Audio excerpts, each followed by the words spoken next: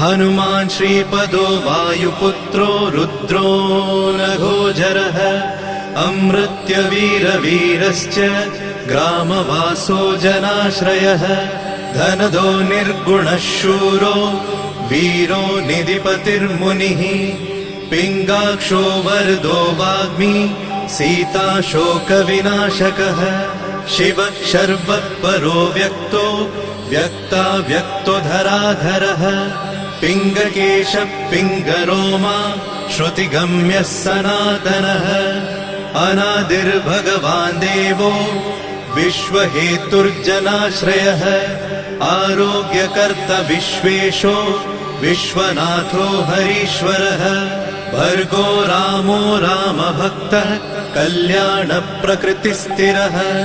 विश्वम्भरो विश्वमूर्तिर्